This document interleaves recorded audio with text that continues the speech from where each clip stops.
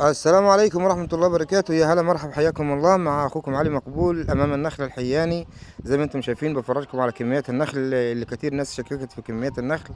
احنا بنعمل دراسة الجدوى على 100 كيلو في النخلة، ولكن النخلة بتشيل أكتر من كده بكتير، تصل ل 300 أو 400 كيلو، ولكن دراسة الجدوى المتوسطة هي 100 كيلو.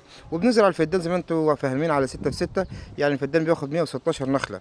وطبعا زي ما انتم شايفين يعني بفضل الله سبحانه وتعالى ربنا ميز بلدنا مصر بالنخل الحياني، معروفه رطب للمستهلك المحلي وبتصنع عدوى.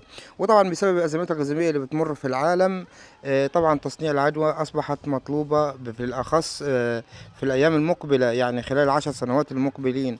فطبعا بفضل الله سبحانه وتعالى اشتغلت على ترويج زراعه النخيل الحياني، بعد ما كان يعني هذا الصنف مهمول في كتير في التصنيع في مصر.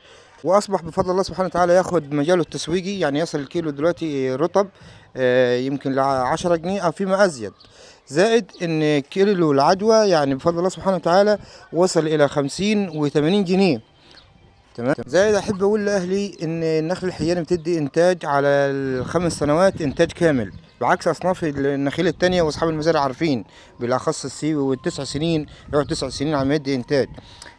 فطبعا انا بشجع بفضل الله سبحانه وتعالى الجميع على زراعه النخيل الحياني. سعر الفسيله مناسب، التكلفه بسيطه. فطبعا خلال 3 4 سنين تلقى عندك مشروع بيدي عليك عايد، وبيكون ليكم منفعه وللمجتمع كله، بيعم الخير على الجميع. فاسال الله التوفيق للجميع ان شاء الله. اسالكم الدعاء.